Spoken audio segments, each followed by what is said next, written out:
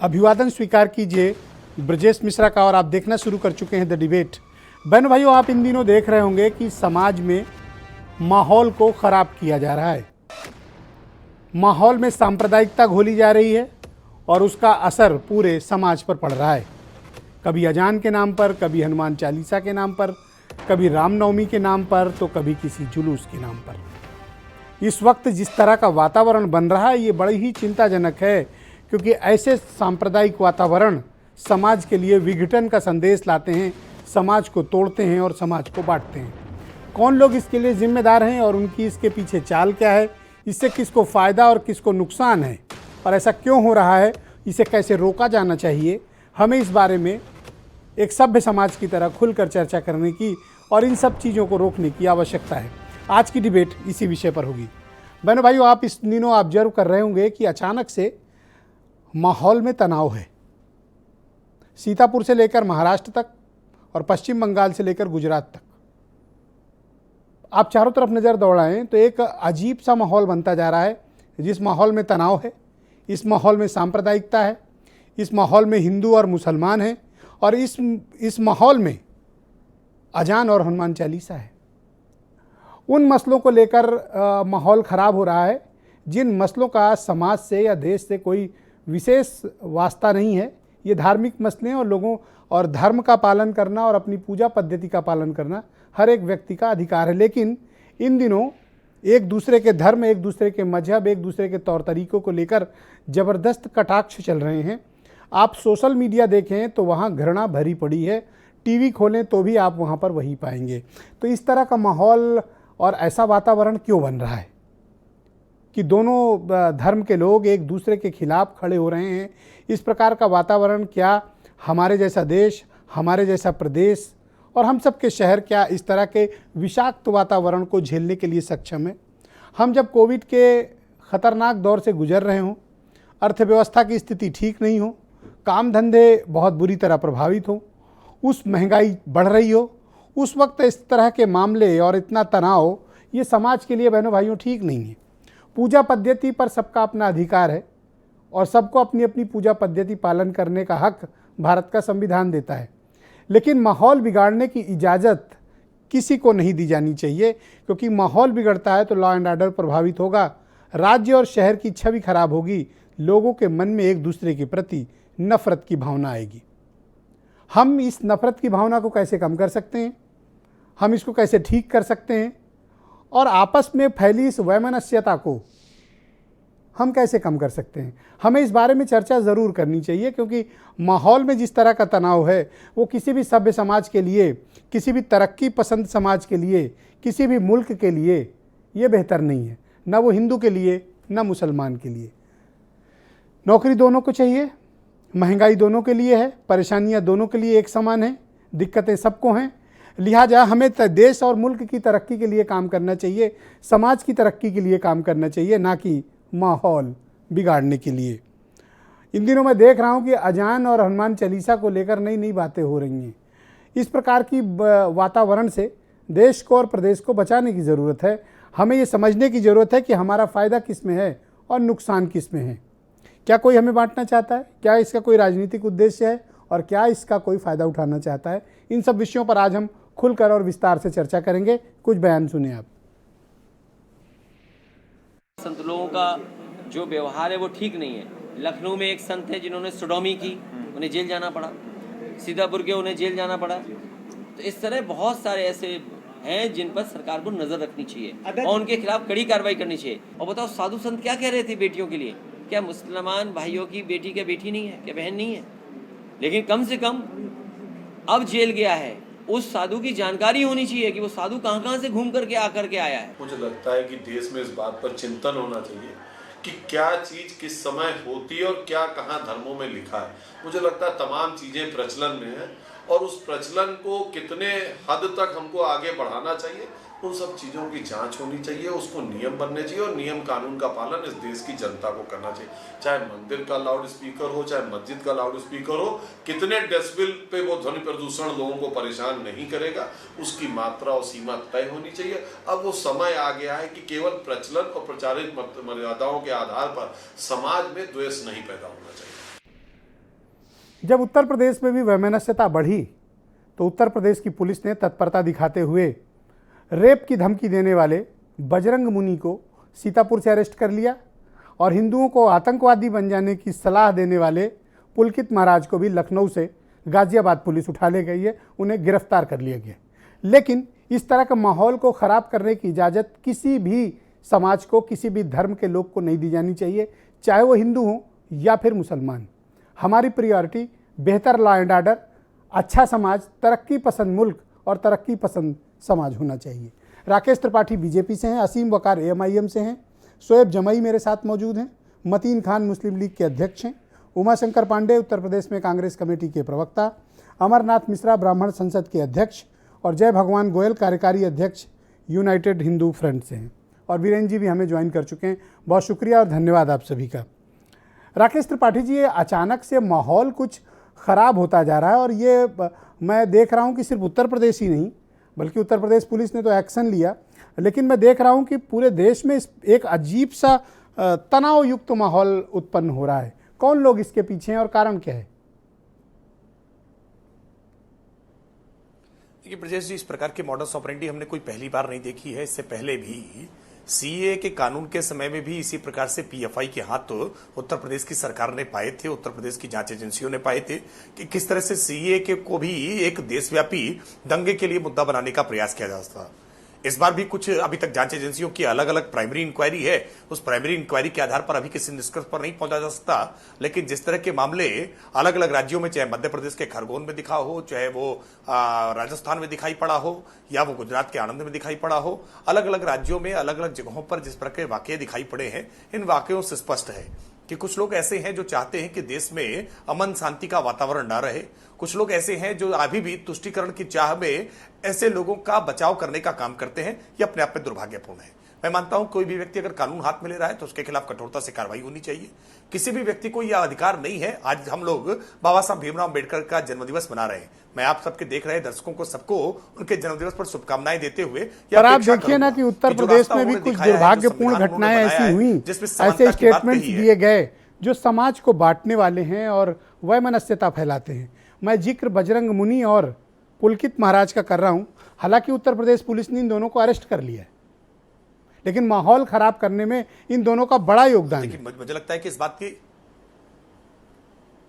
मुझे लगता है इस बात की प्रशंसा की जानी चाहिए थी। लेकिन मैं अखिलेश यादव जी का बयान सुन रहा था, आसिम वकार साहब यहाँ बैठे हुए हैं, शोएब जमाई बैठे हुए हैं, इन सारे लोगों को मिलकर के इस बात की आज कम से कम प्रशंसा करनी चाहिए कि उत्तर प्रदेश में मुख्यमंत्री योगी आदित्यनाथ जी स्वयं जो गोरक्षनाथ पीठ के पीठाधीश्वर हैं, वो बर्दाश्त नहीं करते ऐसी किसी भी बात को। कोई भी व्यक्ति अगर अतिरेकता बचाने की कोशिश करेगा, कोई भी व्यक्ति अगर सांप्रदायिक सद्भाव को बिगाड़ने की कोशिश करेगा, अगर कानून व्यवस्था को चुनौती देने की कोशिश करेगा, उसका मत मजहब क्या है, उसने किस रंग के वस्त्र पहन रखे हैं, हम इस बात की परवाह किए बिना अगर उसने कानून को चुनौती दी है तो कानून बहुत सख्ती के साथ एक्शन लेगा, कानून अपनी कार्रवाई करेगा। हम इस मामले में किसी प्रकार की कोई हिला वाली नहीं होने देंगे। क्या इन लोगों के यहाँ भी बुलडोजर जाएगा? सही है कि अब लंबे समय तक देखिए बुलडोजर किसी के यहाँ गया है तो वो नियमों के अनुरूप ही गया है। अगर नियम इस बात के लिए आएंगे कि अवैध प्रकार की संपत्ति जब्त की बनाई गई होगी, अगर वो उस कानून को चकमा देने की कोशिश कर रहे होंगे, कानून से आंख मिचौली खेल रहे होंगे, तो निश्चित तौर पर बुलडोजर। धन्यवाद राकेश जी। मैं डिबेट के अगले चरण में आपके बाकी विचारों को भी सम्मिलित करूंगा। एक दबदबा बनाने मैं असीम वकार को आमंत्रित करता हूं डिबेट में, राष्ट्रीय प्रवक्ता हैं एएमआईएम के। वकार साहब, बहुत शुक्रिया आपका। इन दिनों आप देख रहे होंगे कि देश में माहौल खराब करने की कोशिश हो रही है। फिजा में एक अलग किस्म का तनाव है। ऐसा लगता है कि जानबूझकर कोई माहौल खराब करने की कोशिश हो रही है।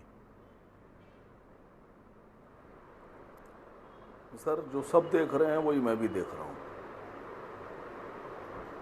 देखिए, रामनवमी पर मैं समझता हूं लाखों जहां शोभा यात्रा निकाली गई और मैं बहुत फख्र से ये बात कह रहा हूं कि ये भारत देश मर्यादा पुरुषोत्तम श्री राम का देश है और शोभा यात्रा अगर भारत में नहीं निकलेगी मर्यादा पुरुषोत्तम की, तो क्या बांग्लादेश, पाकिस्तान, चीन, थाईलैंड में निकलेगी? इसी देश में निकलेगी। ये देश राम का देश है और ये भी सच है कि लाखों लोगों ने, दसियों हजार जहां यात्रा निकाली गई। अगर सब जहां लोग खराब होते तो सब जगह दंगे होते, सब जगह दंगे नहीं हुए, दंगे 5, 4, 6 जगह हुए। तो ये कंफर्म हो गया है कि पूरे भारत में न दंगे वाले लोग हैं न दंगा चाहते हैं। तो ये 4-5 जगह क्यों हुआ, इससे भी आप इनकार नहीं कर सकते कि बहुत से जुलूस ऐसे निकले जिसमें डीजे बज रहे थे, लेकिन उनमें से कुछ ऐसे डीजे थे, कुछ ऐसे जुलूस थे, चंद गिन लीजिए उंगली पर 2, 4, 5, कि जिनके नारे नाकाबिले बर्दाश्त थे। कुछ में तो मैं समझता हूँ ऐसी बातें की गई जो जबान से भी नहीं कह सकते। सब समाज तो उसको सुनना पर वकार पसंद साहब, नहीं मैं करेगा, अपने कहना तो लखनऊ को दूर बहुत की बात है। अप्रिशिएट करूंगा कि यहाँ जब रामनवमी का जुलूस निकल रहा था तो मुसलमान भाई शरबत पेश कर रहे थे। इससे बेहतरीन सांप्रदायिक सौहार्द और क्या हो सकता सर है? हमारे यहाँ आई अप्रिशिएट सर, लखनऊ के सर, लोगों को। सर सर सर मेरे मोहल्ले में जहाँ मैं रहता हूँ, मेरे चारों तरफ दाहिने बाएं आगे पीछे सब हिंदू मोहल्ला पूरे। और हमारे यहाँ बहुत, हम लोग बचपन से देख रहे थे कि रामलीला का जुलूस निकलता था, और इधर 10-12 साल से 8-10 साल से रामनवमी का जुलूस भी निकल रहा है, शोभा यात्रा। मैंने एक प्रथा शुरू की अपने मोहल्ले में कि जब रामनवमी का जुलूस आता है तो हम लोग उस जुलूस का स्वागत ठंडे पानी से और जूस की ठंडे बोतलों से करते हैं, फूलों से करते हैं। यही हिंदुस्तान है सर, और यही हिंदुस्तान हमारे ये राकेश बुजुर्ग त्रिपाठी हमको तो देके फिर गए। अलग बात कह रहे हैं, ये कह रहे हैं कि सीएए एनआरसी के नाम पर बवाल करने वाले लोग हैं ये सब। नहीं सर, अभी तो एक बहुत अहम बात छूट गई। अभी आपने एक बयान चलाया जनाब अखिलेश यादव जी का। मुझे बहुत शर्म के साथ ये कहना पड़ रहा है कि अगर उनके दिल में हमदर्दी होती मुसलमानों के लिए, और वाकई में उनको ये बात बुरी लगी होती कि मुसलमानों की औरतों से बलात्कार किया करने का ऐलान करने वाला बजरंग क्रिमिनल भूमाफिया उसके खिलाफ बोल रहे हैं, मैं अखिलेश जी से पूछ रहा हूं, सुन रहे होंगे आपके टीवी पर, कि वो जो बजरंग क्रिमिनल से पहले एक सुनील सिंह नाम का एक क्रिमिनल था, अपराधी, उसने तो मुस्लिम जो औरतें और लड़कियां मर गई थी उनको कब्रों से निकालकर बलात्कार की बात की थी। अब इस तरह वो की कहाँ बातें है करके आजकल? आप क्यों माहौल में फिर वो- से तनाव लाना चाहते हैं? और मैं आपके माहौल सवाल नहीं खराब समाजवादी कर रहा हूं। पार्टी से क्यों है, बीजेपी से क्यों मैं नहीं है जो सवाल रूलिंग पूछ रहा पार्टी हूं है? सर आप तो बचा रहे हैं, अब आपसे मैं पूछ मैं रहा क्यों हूं, बचाऊंगा? मैं आपकी तो कह नजर रहा हूं में रूलिंग बजरंग पार्टी जो है से वो ही अपराधी पूछिए। हो गया और सुनील सिंह अपराधी नहीं है। इनसे पूछा, बिल्कुल पूछ रहा हूं। त्रिपाठी जी से पहले पूछा। आप बचाइए नहीं अखिलेश जी को। मैं पूछ रहा हूं सुनील सिंह, वो उदयवीर सिंह के दोस्त जो हैं,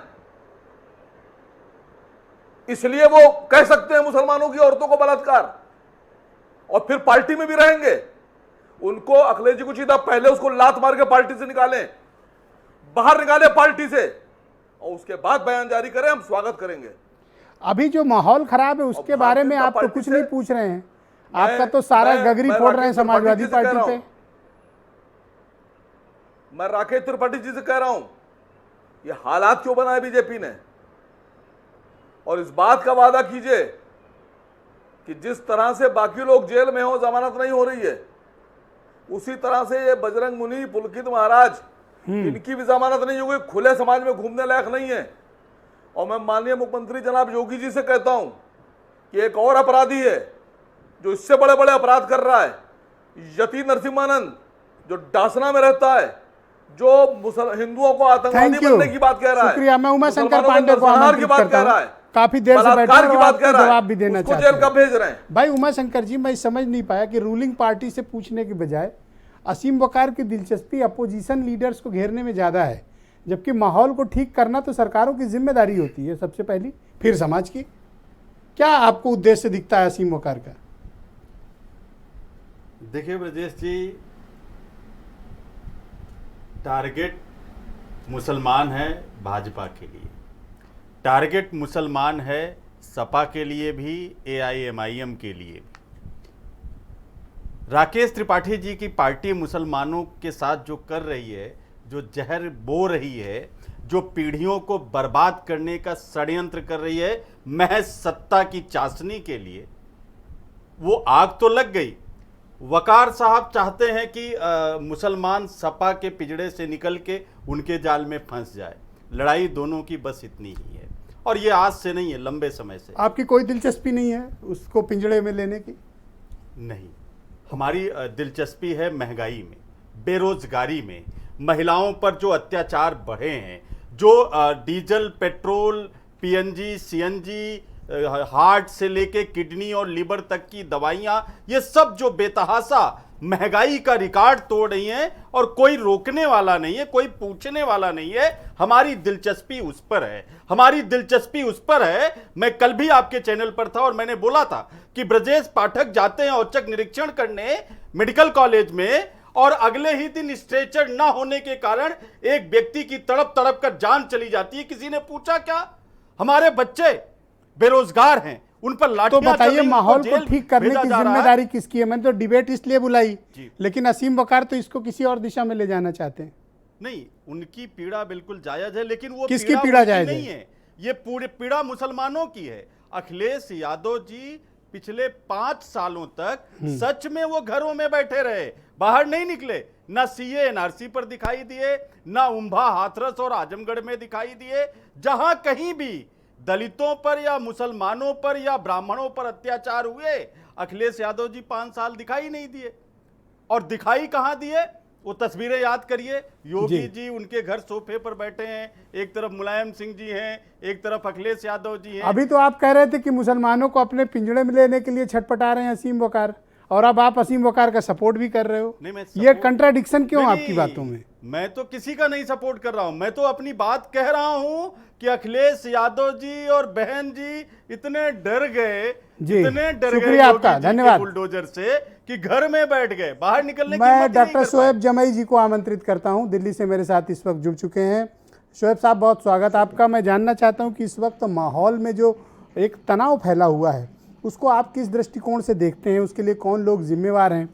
और अभी 3 बड़ी पार्टियों के जिम्मेदार लोगों के बयान भी आप लोगों ने सुने। इन तीनों के बयान कुछ कन्विंसिंग नहीं लग रहे हैं। ब्रजेश जी, पहली बार आपसे मुलाकात हुई है। आदाब साहब, सल्यूट है आपको। आपकी पत्रकारिता देख करके चौथे स्तंभ पर हमारा विश्वास जगा है और जगा रहता है।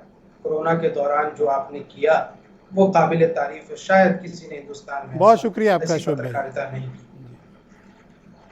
अब चूंकि सवाल आपने पूछा है कि माहौल में तनाव, इसको थोड़ा ट्विक कीजिए। माहौल में तनाव है, पता तो करो कहीं चुनाव है। कर्नाटक में अगले विधानसभा के चुनाव हैं, तो हिजाब आया, अजान आई, मीट आया, गोश्त आया, मंदिर आई, मुसलमानों की दुकान नहीं लगने देंगे वो आया। मुंबई में म्युनिसिपल चुनाव है, तो राज ठाकरे अजान लेकर के आए। ये जो कुछ आज हमने दुर्भाग्यपूर्ण स्थिति देखी है पिछले 3-4 दिनों में, ये ऐसे ही नहीं हुआ, रैंडम नहीं हुआ। इसके पीछे बहुत कुछ चल रहा था, और सरकार की फेल्योर है, इसमें इंटेलिजेंस की फेल्योर। इतने दिनों से जो धर्म संसद चल रही थी, जो महापंचायतें चल रही थी, बयान आ रहे थे, सोशल मीडिया पे कैंपेन चल रहा था, हेट और नफरत चल रही थी। आपको नहीं लगता है कि इससे लोग इन्फ्लुएंस होते हैं? नहीं, मेरी चिंता और इससे जिन बढ़कर शो- है। मैं देखता हूं कि हर हफ्ते कोई ना कोई ऐसा कम्युनल इशू आता है कि पूरे देश भर का मीडिया हो, सोशल मीडिया हो, टेलीविज़न हो, सारे लोग उस पर चर्चा करने लगते हैं, और एक तरह से देश के माहौल प्रभावित होता है, समाज प्रभावित होता है।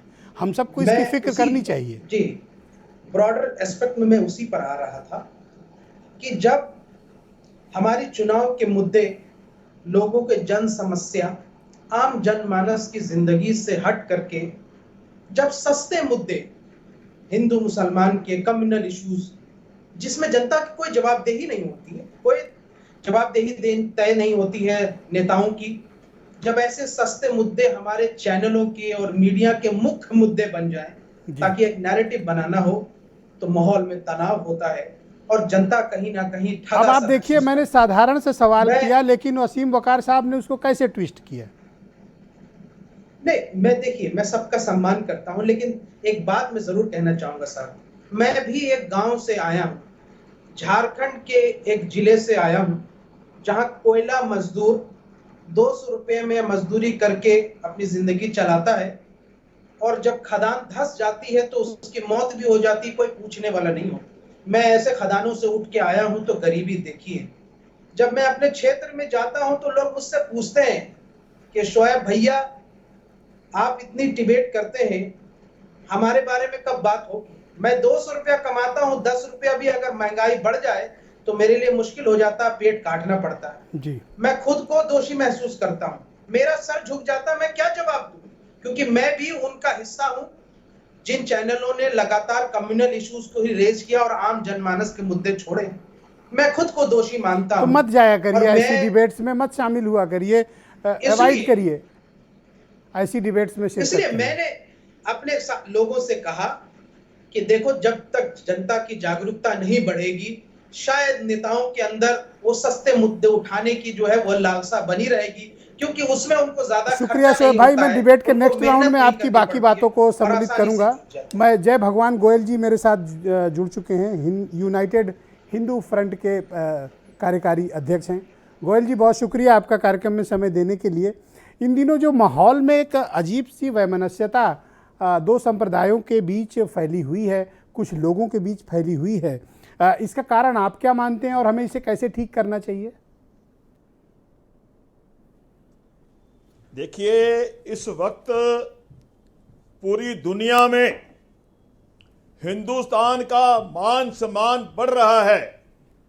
जो युद्ध हो रहा है यूक्रेन में और रूस में, उसके कारण से आज हिंदुस्तान ने जिस तरह से अंतर्राष्ट्रीय मंचों पे आकर के पूरी दुनिया के साथ चर्चा की है, बात की है। हमारे पड़ोस में पाकिस्तान में क्या हो रहा है हम सब देख रहे हैं, श्रीलंका में क्या हो रहा है हम सब देख रहे हैं, बांग्लादेश में क्या हो रहा है हम सब देख रहे हैं, नेपाल में क्या हो रहा है हम सब देख रहे हैं। और आज पूरी दुनिया में हिंदुस्तान का मान सम्मान बड़ा ऊंचा गया है, मान सम्मान बढ़ रहा है। आज पूरी दुनिया हिंदुस्तान की, भारत की जय जयकार कर रही है। इस सब को देखते हुए जानबूझ करके रामनवमी के पावन अवसर पर जानबूझ करके हिंदुस्तान का माहौल खराब करने की कोशिश की जा रही है।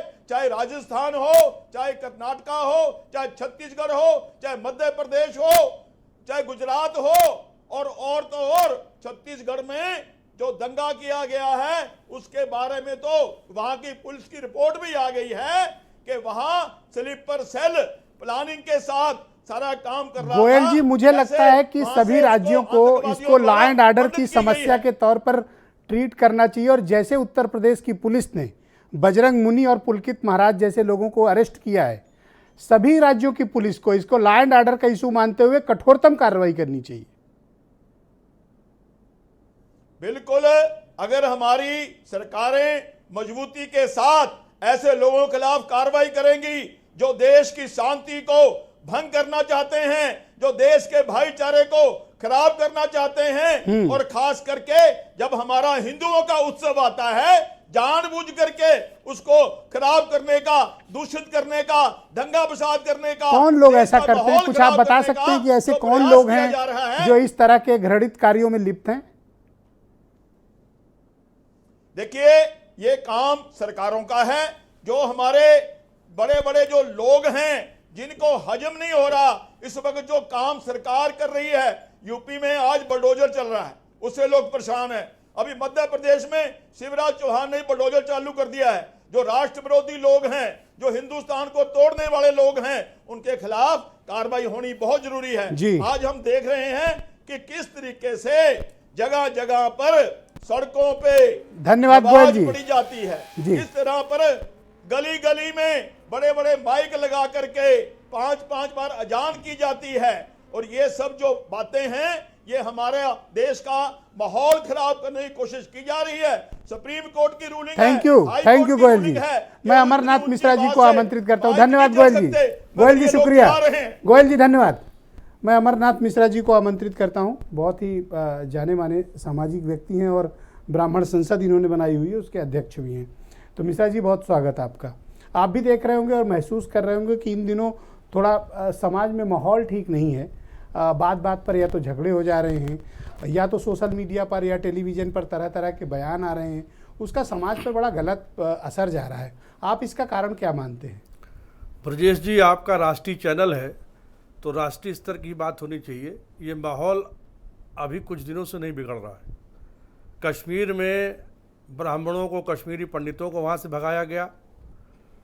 राम जन्मभूमि में राम भक्तों पे गोली चलाई गई। अखिलेश यादव की सरकार में कांवड़ यात्राओं पे प्रतिबंध लगाया गया, रोक लगाई गई। सबरीमला मंदिर में महिलाओं का अनुचित प्रवेश कराया गया।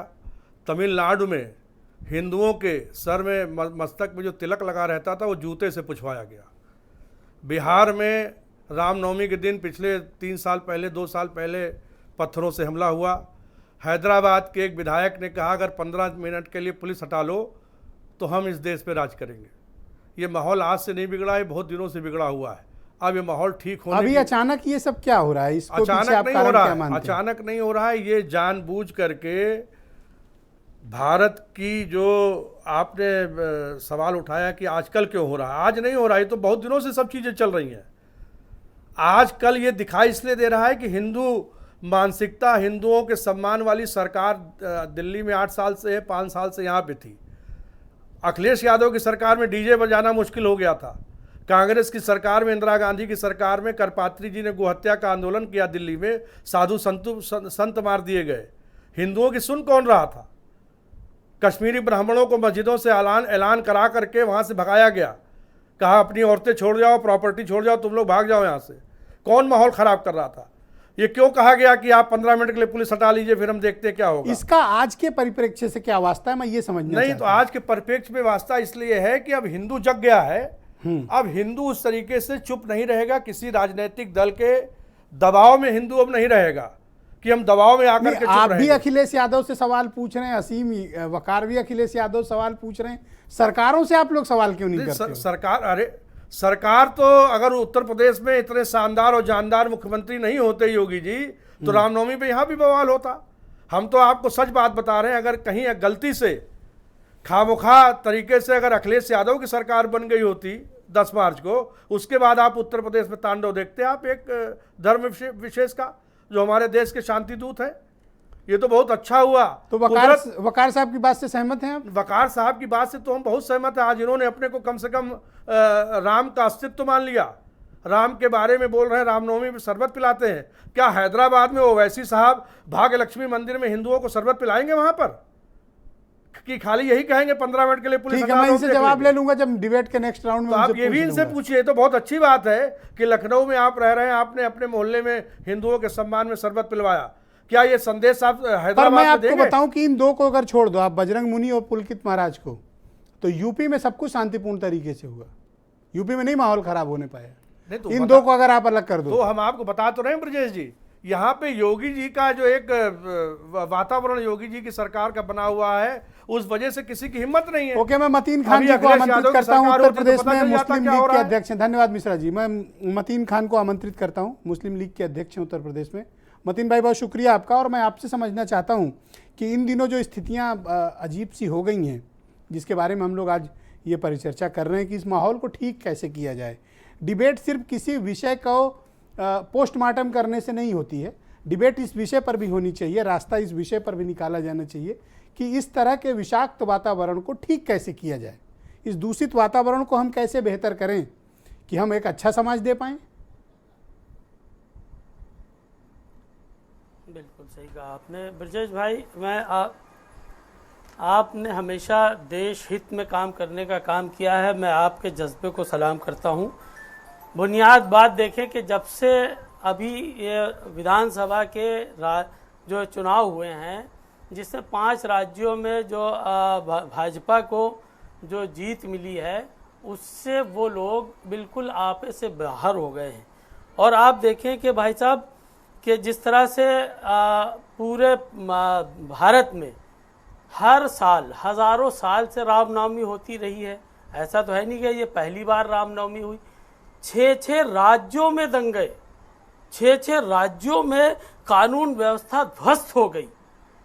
मतलब लोगों में अदम एतमाद, भाईचारा, प्रेम, जो सद्भावना थी वो खत्म हो रही है। एक बहुत बड़ा अलमिया है। पर आपने किसी ने अमरनाथ खूब मिश्रा कहा जी की है, बात सुनी? नए भारत के लोगों को अमरनाथ जी ने नया कहा कि मिला है रोजगार। अमरनाथ जी ने भाई, कहा कि नए हिंदू भारत जग के गया है। लोगों को यही अमरनाथ के लिए ही कह रहे हैं। ये कह रहे हैं कि हिंदू जग गया है। हिंदू जग नहीं किया है। बेसिक नए भारत के लोगों को जो 15 लाख रुपए जो मांग रहे थे हिंदू, उसके सिलसिले में ये तो बहुत सी बातें झूठ बोल रहे। तमिलनाडु आपने में बता 15 रहे लाख नहीं चाहिए कि क्या? जो माथे पे तिलक लगाते तो उसको जूते साफ किए, झूठ बोल रहे हैं ये। बिल्कुल मैं दावे के साथ कह रहा हूँ, ये झूठ बोलते हैं। ये सारी बातें पेरियार ने किया। नो, एक सेकंड रुक जाओ पेरियार मिश्रा जी, ने नो, गलत बात। मिश्रा जी, ब्राह्मणों के मस्तक से डिबेट के तिलक पहले राउंड में पुछवा कोई दिया। किसी को इंटरप्ट नहीं करेगा प्लीज। गलत बात ये मेरी कर रहे डिबेट हैं। का रूल है। नो, मिश्रा जी, पहले राउंड में बिल्कुल कोई झूठ किसी को बोल इंटरप्ट के नहीं करेगा। ये वहमनस्ता फैलाने का काम कर रहे हैं, ये अराजकता फैलाने का काम कर रहे हैं। आप शांति आज दूत हैं, आप देश की शांति मिश्रा जी, मैं व्यवस्था टाइम दूंगा, आप इनको व्यवस्था खूब जवाब दे लेना, चरमरा सी गई जितना है। मर्जी हो जवाब दे लोगों लेना, को पर जो अपनी है बारी में। धर्म के नाम पर उकसा करके मुसलमानों को जिस अंदाज में टारगेट किया जा रहा है, तभी उनको अखिलेश की जिस तरह सरकार से में 5 दहशत एक पैदा सेकंड किया रुक जा जाओ, रहा मैं है। दूंगा टाइम तो फिर अपनी बात कर लेना। अभी सारे तसल्ली। साल गांधी के मुल्क में कभी नो बात मिश्रा जी, गलत बात, नहीं रही प्लीज। है। हाँ, आप कंटिन्यू मतीन भाई। नहीं बिल्कुल ये वहमनस्ता फैला रहे हैं, ये लोगों में दहशत फैलाने का काम कर रहे हैं। ये बेसिक बात होना चाहिए कि देश को अच्छा, कैसे ये तो तरक्की हुए दिलाए। चलो इल्जाम। आप बार-बार कह रहे अब हो आप मुझे कि जिस बताओ कि अंदाज इसका में- समाधान आप क्या देखो है? कश्मीर हमें इसका हल भी तो तलाशना है ना। समाधान यह है कि बिल्कुल हल ऐसा होना चाहिए कि ये गांधी का देश है, गांधी की विचारधारा चलेगी। गोडसे की विचारधारा जब आएगी, जब देश तबाही बर्बादी के दहाने पे जाएगा। जिस तरह से धर्म के आधार पर श्रीलंका में जब बौद्धिस्टों ने जो आ करके वो काम किया है, तो श्रीलंका थैंक यू के आज मतीन जी, हालात बहुत क्या हो गए, शुक्रिया, पाकिस्तान के धन्यवाद। ये हालात क्या मुल्क हो गए, सबका है इसी तरह भाई। से जिसको इस अजान देश पढ़नी के हो भी अजान हालात पढ़े, खराब होंगे, इसकी कानून जिसको की चर्च व्यवस्था जाना है वो चर्च चरमरा जाके प्रार्थना जाएगी। करे, जिसको गुरुद्वारे जाना है वो गुरुद्वारा जाए, जिसको हनुमान चालीसा पढ़नी वो हनुमान चालीसा पढ़े। मुल्क सबका है ना। हमें मुल्क की तरक्की के बारे में सोचना है कि इन मसलों को लेकर लड़ने की ज़रूरत है। क्या आपके बच्चों को रोजगार नहीं चाहिए? क्या आपको अच्छी शिक्षा नहीं चाहिए? क्या आपको अच्छी हेल्थ फैसिलिटी नहीं चाहिए? चर्चा इन विषयों पर होनी चाहिए। हम गलत ट्रैक पे जा रहे हैं। बीरेन जी भी हमें ज्वाइन कर चुके हैं। बीरेन जी, आपसे भी मेरा वही प्रश्न है। आप तो बहुत फील्ड में रहने वाले पत्रकार हैं। आप क्या महसूस करते हैं इन दिनों इस तरह का वातावरण क्यों बन रहा है और इसे कैसे ठीक किया जाए? ब्रजेश जी, हम जिस देश में रहते हैं वहाँ अलग अलग धर्मों को मानने वाले लोगों ने कई बार ऐसी स्थितियाँ आई जिससे कि दूसरे धर्म के लोगों को तकलीफ हुई।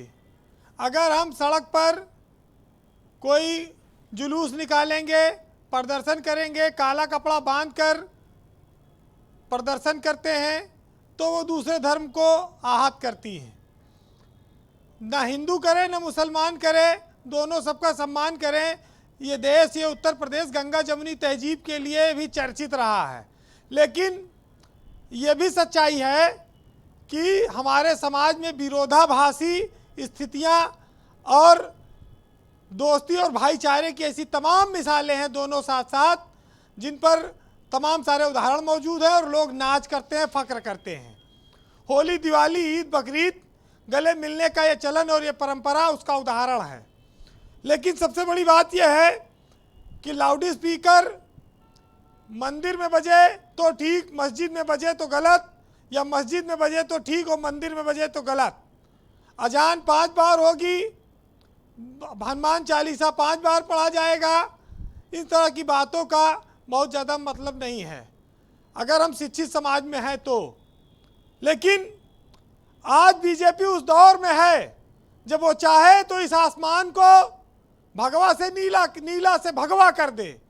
आज सारा प्रदेश और देश उसकी पहुंच में है। सियासत और सत्ता की कमान उनके हाथ में है। अगर वो बिना भेदभाव के लोगों को मकान देते हैं, प्रधानमंत्री आवास के तहत मुसलमानों को, सिख, ईसाई, हिंदू सबको बिना भेदभाव के अगर आवास मिल रहा है, शौचालय मिल रहा है, सरकारी योजनाओं का लाभ मिल रहा है, तो फिर उसकी ये जिम्मेदारी है कि बिना भेदभाव के लोग अपने धार्मिक त्यौहार, जुलूस और पूजा पद्धति का इस्तेमाल करें। लाउड स्पीकर की अगर अनुमति 10 बजे रात तक है, तो उसके बाद 9 बजे उसके लिए पुलिस कार्रवाई करती है। उसके बावजूद भी कई जगह पर मामले आते। एक मामला भी नोएडा में हुआ, एक मीडिया कर्मी पर हमला भी हुआ।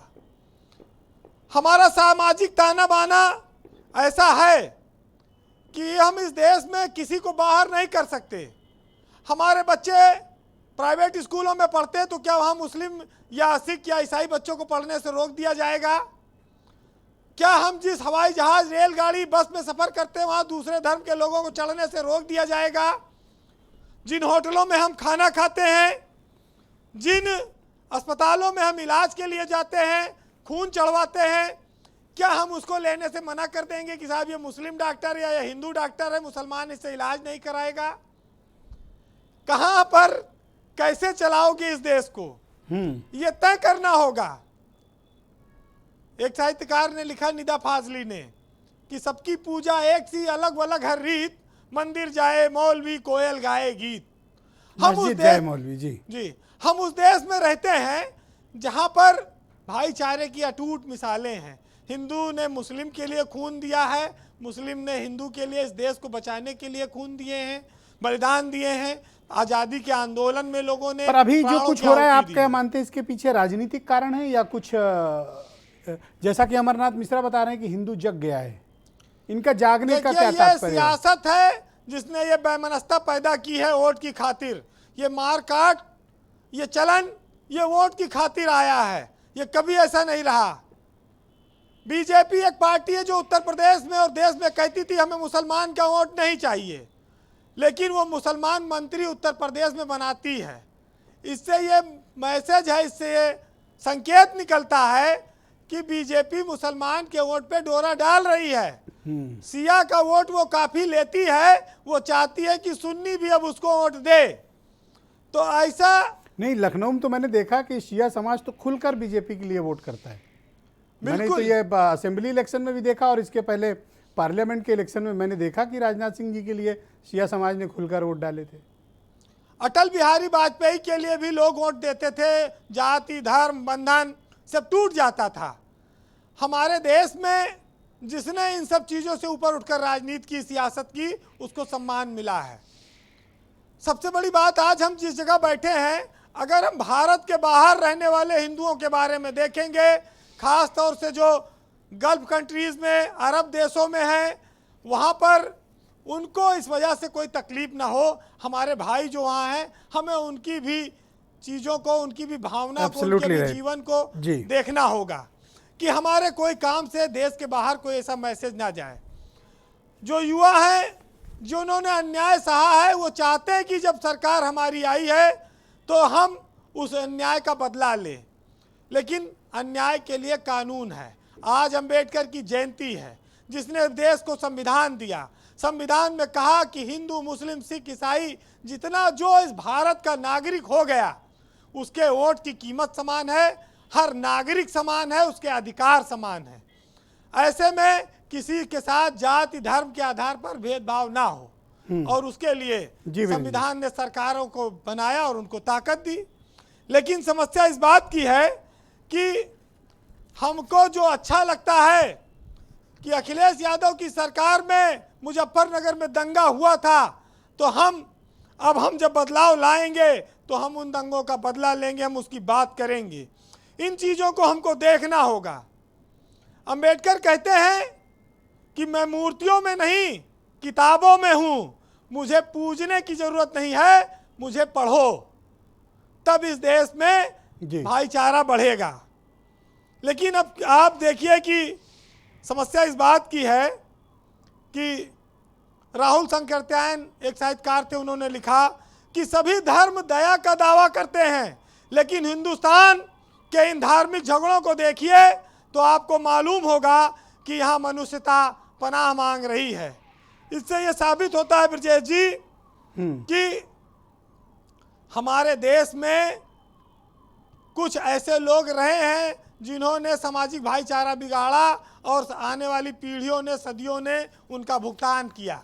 लेकिन हमको आपको इसीलिए पढ़ाया लिखाया गया कि समझदार बनिए और समझदारी के साथ आगे चलिए। जी, बहरहाल कहते हैं कि चुप्पियां बढ़ती जा रही हैं उन सारी जगहों की जहां बोलना जरूरी था, लेकिन लोग बोलते नहीं हैं। आज अपनी बात इन लाइनों से ख़त्म करूंगा जो हमारे और आपके आने वाली पीढ़ियों के लिए भी बड़ी ज़रूरी हैं कि नस्ले नौ के लिए आदाब वफा कुछ भी नहीं। वो समझते हैं कि बुज़ुर्गों की दुआ कुछ भी नहीं। आओ तकसीम करें गंगा जमुना की खुशबू, देखना दुनिया में मोहब्बत के सिवा कुछ भी नहीं। बहुत बहुत शुक्रिया वीरेंद्र जी, आप बहुत ही बेहतरीन तरीके से अपनी बात बहुत ही देशज अंदाज में प्रस्तुत करते हैं। बहुत शुक्रिया आपका।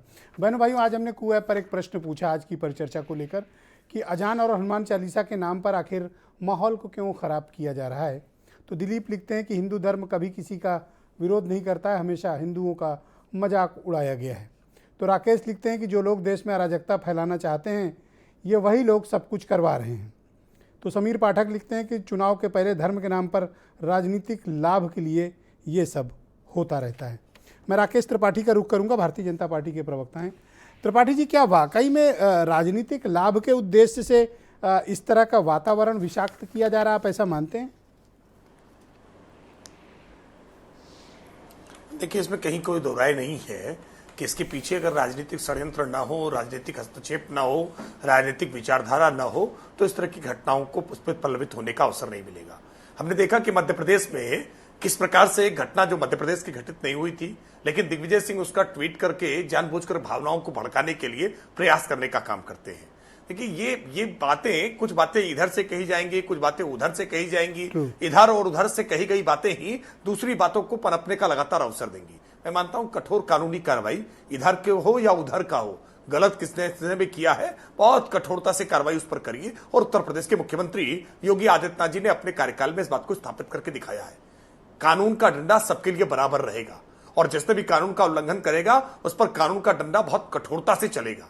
जब ये बात स्थापित हो जाएगी तो उसके बाद अपने आप इन चीजों पर कंट्रोल होने लगेगा। दुर्भाग्यपूर्ण यह है कि कुछ लोगों की मॉडस ऑपरेंडी इसी तरह से चलती है। आप, मैंने जिस बात का जिक्र किया कि कैसे सीए और बहुत सारी लंबी बातों का जिक्र अमरनाथ मिश्रा जी ने किया, आप, ये अपने आप में बहुत अनूठा है कि भारत एक ऐसा देश जहां पर बहुसंख्यक बिरादरी इस बात का आरोप लगाती है कि अल्पसंख्यक समाज के लोग उनका धर्मांतरण करा रहे हैं। इसके पीछे क्या वजह है, इसके पीछे क्या सोच है? क्या वोट बैंक के लिए किसी भी गलती को स्वीकार किया जा सकता है? क्या उस गलती को गलत नहीं कहा जा सकता है? मैं मानता हूं जिस दिन राजनीति इस बात से परे हो जाएगी कि हमारा वोट बैंक है या नहीं है, रहेगा या चला जाएगा, गलत होगा तो गलत को गलत कहा जाएगा, मैं मानता हूं उस दिन से चीजें ठीक होने लगेंगी। और इस मामले में कि बहुत पारदर्शिता के साथ, बहुत कठोरता के साथ कानून को अपने काम करने की आवश्यकता है और कानून अपना काम करेगा तो ऐसी चीजों शुक्रिया आपका, कहीं कोई स्पेस नहीं बनेगा। और लटासिम वकार जी, अभी आपने उमा शंकर पांडे की बात सुनी। उनका कहना है कि मुसलमान वोट बैंक के लिए, उनको अपने पिंजड़े में लाने के लिए आप इस तरह के आरोप लगाते रहते हैं। सर, बहुत अदब से एक बात कहूं कि बजरंग मुनि ने भी जो अपराध किया वही अपराध सुनील सिंह ने किया, पहले किया। अब मैं आपकी नज़र में इसलिए बुरा हो गया कि मैंने बजरंग मुनि के साथ साथ सुनील सिंह की भी आलोचना की। अब आप ये बता दीजिए कि आपको अगर बजरंग मुनि का अपराध लग रहा है तो सुनील सिंह का अपराध क्यों नहीं लग रहा है? क्या आप इसलिए सुनील सिंह से प्यार करने लगे कि वो आप अखिलेश जी के साथी हैं? वो मतलब उनको इसलिए माफ कर दिया जाए सुनील सिंह को कि वो अखिलेश जी की पार्टी में है, नजरअंदाज कर दिया जाए? आप क्या चाहते हैं मुझसे? आप मुसलमानों से क्या उम्मीद कर रहे हैं? आप प्रदेश के, देश के मुसलमानों से क्या ये उम्मीद कर रहे हैं कि जो अखिलेश जी के साथ चला जाए उसको कुछ ना बोला जाए, उसको मक्खी को आंख बंद करके खा लिया जाए, आवाज भी ना उठाई जाए? और अगर आवाज उठा दी जाए तो आप मेरे जैसे नेता को कह देंगे कि आप सरकार से सवाल नहीं पूछते हैं। जितने सवाल मैं पूछता हूं उतने तो कोई नहीं पूछता। अब मैं आपसे पूछ रहा हूं कि बजरंग मुनि को अगर अपराधी कहा जा रहा है तो सुनील सिंह को अपराधी कहने पे आपको बुरा क्यों लग रहा है? नहीं, ये क्या आप मुझसे पूछ रहे हैं या उमा शंकर पांडे से पूछ रहे हैं? पूरा प्रदेश आपको देख रहा है। नहीं, मैंने सवाल पूछा कि सेम अपराध दोनों का, तो एक अगर जेल जा रहा है तो दूसरा उस पार्टी में जा रहा है जो मुसलमानों की सरपरस्त की अपने को सरपरस्त। तो सुनील सिंह तो पहले जेल जा चुके हैं, उनके ऊपर एनएसए के तहत कार्रवाई हो चुकी है। आपको पता है ये बात? उत्तर प्रदेश का मुसलमान सवाल नहीं पूछ रहा है। आपको पता है कि सुनील सिंह ऑलरेडी जेल काट चुके हैं और उनके ऊपर एनएसए लग चुका है? नहीं तो सर, जेल काटने का मतलब ये है कि वो उनका जो जबान से निकले हुए अल्फाज थे वो माफ हो गए। उनके खिलाफ एनएसए के तहत कार्रवाई हुई थी, आपको पता है ये बात? मैं कह रहा हूं उनको देश निकाला हो जाए, लेकिन उनका अपराध नाकाबिले बर्दाश्त है, नाकाबिले माफी है। अभी जो माहौल खराब हो रहा है इसको कैसे ठीक किया जाए? आपके पास इसका कोई सुझाव है? के बारे में भी कहिए ना। क्या कह रहे हैं त्रिपाठी जी? सर नहीं, अकबरुद्दीन ओवैसी के बारे में भी कहिए ना। अकबर साहब को न्यायालय ने बाइज्जत बरी कर दिया। अब न्यायालय ने बरी कर दिया है, मामला खत्म। बाइज्जत बरी नहीं किया है, उनके खिलाफ कोई एविडेंस नहीं था। आपको कहना हो कहिए, आपको कहना हो कहिए, मैं आपको रोक नहीं रहा हूं। तो अभी माहौल को कैसे ठीक किया जाए? आप इल्जाम तो बहुत लगा रहे हैं, पर माहौल ठीक कैसे हो? कोई सुझाव है आपके पास? जो बीजेपी ने बोया है देश वो काट रहा है। पर पांडे जी तो बता रहे थे कि आपने भी बहुत कुछ बोया है, वो काट रहे हैं वो लोग भी। मंत्री जी से जी पांडे जी तो बता रहे थे कि आपने भी कुछ बोया है, वो भी सब लोग काट रहे हैं। पांडे जी ने भी जो बोया है पांडे जी काट रहे हैं, हमने जो बोया है हम वो काट रहे हैं, सब काट ही रहे हैं। भाई उमा शंकर जी, आप मुझे बताइए कि ये समाधान देने की बजाय ये मुकाबला करने लगते हैं कि फला ने कहा था उस पे भी करो, इसने कह रहे इस पे भी करो। सर, मेरा मत है आग कि बोएंगे, अगर मेरा आग मत है कि बोई माहौल जाएगी को कैसे तो ठीक अंगारे किया ही पैदा जाए। होंगे। एक दूसरे पर आरोप प्रत्यारोप लगाने से तो काम नहीं सब चलेगा मिलकर ना। ठीक करेंगे सर। ओके उमा शंकर जी बोलिए। देखिए ब्रजेश जी, आपके बहुत चैनल- एक सेकंड अब वकार भाई रुक जाइए, तो मैंने जरा पांडे जी बहुत- को बोलने दीजिए। देखिए, आज बाबा साहब भीमराव अंबेडकर जी की जयंती, और उन्होंने कहा था कि मैं ऐसे धर्म को मानता हूं जो स्वतंत्रता, समानता और भाईचारा सिखाता है। आज राकेश जी ने बाबा साहब को के जन्मदिन पर बधाई दी, लेकिन जब बाबा साहब थे तब ये उनकी कितनी खिलाफत करते थे ये सब जानते हैं, और इन्होंने उनके बनाए संविधान को कभी नहीं माना, कभी भी नहीं माना। ये राकेश जी अच्छी तरीके से जानते हैं। यहाँ तक कि तिरंगा झंडा भी 52 साल तक इन्होंने नागपुर में नहीं लहराया। आज ये संविधान की बात करें, इनको जो सत्ता मिली है वो किसी विकास के मुद्दे पर नहीं मिली है, गलत फैलाते रहे, कितनी इसी वजह से किसी दोषी विकास तक आए के हैं। मुद्दे पर नहीं मिली है। इनको ये जो हिंदू मुस्लिम वाला इनका ब्रह्मास्त्र है उसी पर मिला, थोड़ा घटा लेकिन मिला उसी अब पर। देखिए, जनादेश और का आप आप देखिए परख ब्रजेश जी, अभी दो जनता- बातें समझ जनता के लीजिए, विवेक को परख दो बातें आपकी आप डिबेट सुझाव पर दो, आई हैं। फटाफट सुझाव दो, टाइम कम है, मुझे दो आगे बातें बढ़ना है आपकी डिबेट में। डिबेट पर आई हैं। एक अकबरुद्दीन ओवैसी का नाम 2 बार आया, एक बार सुनील और सिंह का नाम बार-बार ले रहे हैं, अजीम एक का। कश्मीर का मुद्दा आया। आप समझिए, अकबरुद्दीन ओवैसी वाला मामला 2012 का था, हमारी सरकार थी, हमने उनको जेल भेजा, और आज जब वो रिहा हुए हैं तब इनकी सरकार है, और जब कश्मीर का मुद्दा था तब भी इन्हीं की सरकार थी। तो ये जो इनका दोहरा चरित्र है यही उजागर आपके डिबेट पर उजागर हो गया। अकबरुद्दीन ओवैसी, हमने उनको जेल भेजा, इन्होंने उनको छुड़ा दिया, कल छूट गए वो।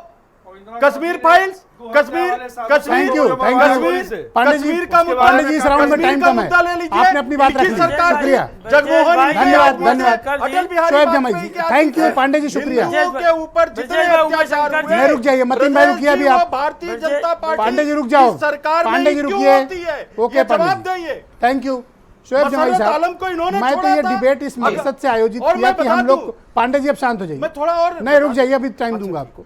मैंने तो इस मकसद से ये डिबेट आयोजित की कि इसका कोई समाधान निकले। यहाँ तो आरोप प्रत्यारोप की, ये तुम्हारा वाला अपराधी, ये इनका वाला अपराधी। अब आप बताओ समाधान कैसे निकाला जाए? नहीं, मैं आपकी भावनाओं को बहुत सम्मान करता हूँ। सिर्फ आरोप प्रत्यारोप और शिकायतों से मसले हल नहीं होते, और ये डिबेट में समाधान की भी बात होनी चाहिए। देखिए, एक बात मुझे याद आता है, चूंकि आपने समाधान की बात की। शाहीन बाग आंदोलन से पहले मैं दिल्ली प्रदेश राष्ट्रीय जनता दल का अध्यक्ष था। लालू प्रसाद यादव जी से मुलाकात हुई, उन्होंने ही मुझे अध्यक्ष बनाया था। तो उन्होंने मुझसे कहा कि देखो, मैं यादव हूं, मैं गौपालक हूं, और तुम मुसलमान हो, तुम्हारा अपना एक चेहरा है, लोग तुमको ऐसा समझते हैं।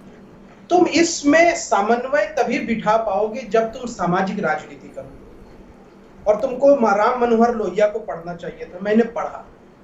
यकीन मानिए साहब, राम मनोहर लोहिया को पढ़ने के बाद मुझे लगता है कि जब तक देश में सामाजिक न्याय की बात हम नहीं करेंगे और हमारी राजनीति का जो धुरी है वो सामाजिक न्याय पर नहीं आएगा, ये देश तमाम चीजों में बढ़ता रहेगा और समाधान नहीं मिलेगा। समाज के निचले तबके किसी भी धर्म संप्रदाय के हों, समाज का मिडिल स्ट्रक्चर, जब तक उसकी समस्याओं को एड्रेस होकर के वही इस देश की मुख्य मुद्दा नहीं बनेगा, मुझे लगता है इस देश में नफरत की राजनीति का बोलबाला होगा। दूसरी बात ये कह रहा हूं, हाँ, चूंकि आपका चैनल है, उत्तर प्रदेश में प्रमुखता से देखा जाता है, मैं गाजियाबाद पुलिस का शुक्रिया अदा करता हूं कि पुलकित महाराज का जब ये वीडियो आया तो मैंने गाजियाबाद पुलिस से कांटेक्ट स्थापित किया। मैं वही कह रहा हूं कि ये मसले लॉ एंड ऑर्डर के हैं शोएब जी, इस मसले को लॉ एंड ऑर्डर की तरह ट्रीट करना चाहिए। Of course law and order और समाज की सिविल सोसाइटी की जिम्मेदारी है, हम सब की जिम्मेदारी है। हम अपनी गलतियों पर पर्दा नहीं डाले। हाँ, अपने समाज और के इस लोग पर गलत वोट कर रहे हैं, बैंक पर्दा की नहीं घिनौनी राजनीति भी नहीं होनी चाहिए। मेरे यही समाज बात के मैं लोगों ने असीम पत्थर वकार जी को चलाई समझा है। रहा था, पर वकार भाई तो समझने ही नहीं चाहते हैं। आज पता नहीं क्यों गुस्सा नहीं। होके बैठे हुए हैं। मैं उस पर नहीं कह पाऊंगा क्योंकि वो मेरे बहुत सीनियर है, मैं बड़ा सम्मान करता हूँ और बहुत मैच्योर भी है, लेकिन मैं इतना समझता हूँ, मैं छोटा आदमी हूँ, मेरी बहुत कम उम्र है और गरीबी से शुक्रिया आपका शोएब भाई, मेरे पास टाइम कम है, मैं इतना अब ये वक्त आपको रोकना पड़ेगा। मैं गोयल साहब के पास चलता हूँ। जय भगवान, गोयल जी मेरे साथ जुड़े हुए हैं। गोयल जी, आपके पास कोई सुझाव है कि हम इस वातावरण को कैसे ठीक करें? देखिए, सबसे पहली बात तो ये है कि जो हमारा देश का मुसलमान है वो इस बात को समझे कि भारत हिंदू बहुल देश है। हिंदुओं को अपना बड़ा भाई मान करके उनको सम्मान दें। जो बड़े बड़े माइक लगा करके जान होती हैं वो बंद हो, सड़कों की नमाज बंद हो और हर किसी को हिंदुस्तान में अपने तरीके से पूजा पाठ करने का पूरा अधिकार है। धन्यवाद, धन्यवाद। मतीन जी बताइए। हिंदुस्तान में हिंदुओं का देश है, ये बात मान लेनी चाहिए कि हिंदू उनके बड़े भाई हैं। मतीन खान बोलिए। ये सम्मान देंगे, मतीन खान, प्यार से रह सकेंगे। समाज कैसे वातावरण ठीक किया जाए, आपके क्या सुझाव है? आप भी अपने सुझाव दो। ये कहेंगे। थैंक यू गोयल जी। गोयल जी शुक्रिया। मैं वो बता रहा हूँ, पहले उमाशंकर जी जो की बात है, शुक्रिया गोयल जी। गोयल जी धन्यवाद, धन्यवाद। बात कर रहे थे गोयल जी, धन्यवाद। उमाशंकर पांडे जी जो अभी बयान कर रहे जी, उमाशंकर जी जो अभी अंबेडकर प्रेम की बात कर रहे थे, वही कांग्रेस है जिसने BR अम्बेडकर जी को कहा था कि हम सीढ़ियों पर चढ़ने नहीं देंगे। संविधान सभा तो दूर की बात है, यही मुस्लिम लीग थी जिन्होंने बाई इलेक्शन में BR अम्बेडकर को टिकट दिया और वो इलेक्शन में पार्लियामेंट मैं आपसे सुझाव मांगा हूं कि ठीक कैसे किया जाए माहौल को। सुझाव दो। अब मैं एक सुझाव की बात कर रहा हूं। पांडे जी बीच में मत बोलो प्लीज। ये माहौल जानकारी दुरुस्त कर हाँ, ठीक है, कह दिया आपने, मेंशन कर दिया। ओके, आप मतीन को बोलने दीजिए। जानकारी आप दुरुस्त करें, आप दुरुस्त करें। मतलब कांग्रेस ने ही उनको दुरुस्त आप करें जानकारी। ड्राफ्टिंग मुस्लिम कमेटी का लीग ने ही चेयरमैन भी पार्लियामेंट में BR अम्बेडकर को भेजा है और कांग्रेस ने विरोध किया था, पार्लियामेंट में नहीं जाने देंगे। मंत्री आपने बनाए थे उनको। कांग्रेस ने ही विरोध किया था। बनाया था उनको, तब आप ताकत में थे। अरे आप कहाँ चले गए आप लोग? हम वर्तमान की बात कर रहे हैं, अपने भविष्य की बात करने आए कि आप लोग 60 साल पहले चले गए। बात सुने, आप गलत बयानी ना करें। गलत बयानी आप कर रहे हो मतीन साहब। अगर मुद्दे पे नहीं आओगे तो मैं फिर आगे बढ़ जाऊंगा।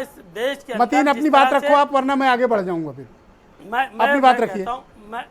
मैं सिर्फ बात कह रहा हूँ कि देखिए, इस मुल्क के अंदर जिस तरह से अभी 5 महीने के अंदर जो माहौल खराब हुआ है, इस माहौल के अंदर अगर सही करना है तो बेहतर यह है कि गांधी के बताए हुए रास्ते में डॉक्टर BR अम्बेडकर का दिए हुए संविधान के एतबार से हम सबको अपने दायरे में रह करके अपने भाई हिंदू भाइयों को, मुसलमानों को हिंदू, बहुत शुक्रिया। हिंदुओं को मुसलमानों, अमरनाथ जी आप मुझे सुझाव बताओ कि हम लोग वातावरण को ठीक कैसे करें, और कुछ चिंताएं असीम वकार ने जो प्रस्तुत की हैं इसके बारे में भी आप अपने पक्ष रखिए। ब्रजेश जी, पाकिस्तानी तालिबानी मानसिकता के शांति दूत जब तक इस देश में इन लोगों की वोट की राजनीति और राजनीतिक दल करते रहेंगे तब तक ये समाधान नहीं हो पाएगा। क्योंकि जब सेना के ऊपर पथराव हो रहा है आईएसआई के एजेंटों के द्वारा, वही कश्मीर में जो मस्जिदों से ऐलान होता है सेना पे पथराव हुआ, पब्लिक पे हुआ, अब वही पूरे देश में कश्मीरी माहौल बनाने का प्रयास हो रहा है। नहीं सुधरे। अब हिंदू जग पर चुका वो है, तो अब हम इन सुनील चीजों सिंह का का सब जिक्र चीजों कर का रहे थे जवाब अभी। देंगे, सब चीजों का जवाब देंगे। मस्जिद से लाउड स्पीकर उतरवाएंगे, अजान से एतराज नहीं है, लाउड स्पीकरों से एतराज है। इन लोगों ने कांग्रेस सरकार से मिलकर के, कांग्रेस ने हिंदुओं को दबाने का काम किया, धार्मिक स्थलों को दबाने का काम किया, अगर ये हर जगह किया है है। तो ये अब हम तो और दबाने वाले नफरत नहीं फैला है, रहा है। अब कोई दबा भी नहीं सकता। अब कोई आईएसआई तालिबानी मानसिकता के शांति दूत अब हम लोगों को आप नहीं पहले दबा राउंड में सकते। बता रहे थे जग गए हैं, जगह है, अब बिल्कुल कोई सुला ही गए नहीं हैं। सकता। अब हम सुलाने का काम करेंगे। देखिए कहीं प्रधानमंत्री जी ये तो पाकिस्तान धमकी ना वाली पहुंच भाषा हो गए गई। हों। धमकी नहीं दे रहे हैं, सच बात बता रहे हैं। ओके। ये शांति दूत सब असीम पाकिस्तानी वकार मानसिकता के आपको लोग कुछ हैं। जवाब देना चाहते हैं इस विषय पे। असीम वकार साहब ये तो बता रहे हैं जग गए हैं, अब सोएंगे नहीं। सर ये अमरनाथ मिश्रा जी ऑन रिकॉर्ड कुछ और है और ऑफ रिकॉर्ड कुछ और है। तो मैं समझता हूं कि जो इनका ऑफ रिकॉर्ड है, देश के हिंदुओं को वो देखना चाहिए और उससे सीख लेना चाहिए कि अमरनाथ मिश्रा जी की बात पे बिल्कुल यकीन ना करें। ये पूरे देश को भड़काते हैं और बाद में ये मुसलमानों से खूब दोस्ती निभाते हैं, क्या ऐसा क्या भड़काते क्या है? खूब मोहब्बत निभाते अरे हैं। अकबरुद्दीन ये तो ओवैसी ने गंभीर भड़काया बात कि इन्होंने 15 मिनट कही के लिए है। पुलिस हटा लो, आप देख इसका लेना। जवाब दे के हमने कहा जाइएगा। था, हमने कहा था। आप इसको जवाब दे के जाइएगा, आपके नहीं खिलाफ बहुत गंभीर मुसलमानों बात से आई दोस्ती है। का, भाई हम लखनऊ में पैदा हुए हैं और मुसलमानों यहाँ रह रहे हैं, गंगा जमुनी संस्कृति हमारी, तो मुसलमानों से अगर ये हमारे घर आए, ये आप इनको रिकॉर्ड चाय वाली पिलाएं तो कौन सी उसमें बात क्या विरोध है वकार कह अरे रहे हैं? अभी तो ये बता रहे हैं रामनवमी में शरबत पिलाते हैं और हम इनको चाय पिलाएं तो उस पर बुरा मान जाते हैं। नहीं ब्रजेश जी ये बात पूरी खुल जाए, खुल जाए, हाँ पूरी खुल जाए। खोल दो भाई, हमें असीम कोई भाई प्रॉब्लम बात नहीं। पूरी करिए। धागे खोल दिए जाए, मुझे कोई प्रॉब्लम नहीं। अरे भाई अभी तो खुद ही कह रहे हैं रामनवमी पे हम शरबत पिलाते हैं, तो नहीं, अगर हम आपका चाय पिला रहे हैं रिकॉर्ड तो क्या बुरा है क्यों आप मान लोगों रहे के हैं? बीच, ये भी खुलासा हो। भाई अगर मुसलमान अगर हिंदुओं का सम्मान करे, धन्यवाद। हिंदुओं के बहुत धर्म की शुक्रिया। रक्षा की बात करेगा बहुत तो बहुत उसका सम्मान धन्यवाद करेंगे। बहुत बहुत धन्यवाद। मैं आप सबका बहुत आभार प्रकट करता हूँ। मैंने तो परिचर्चा इस मकसद से आयोजित की थी कि इसका कुछ समाधान निकालें, लेकिन समाधान कम, मुझे लगता है कि इस तरह की तू मैं से समाधान निकलने की गुंजाइश भी बहुत कम रहती है।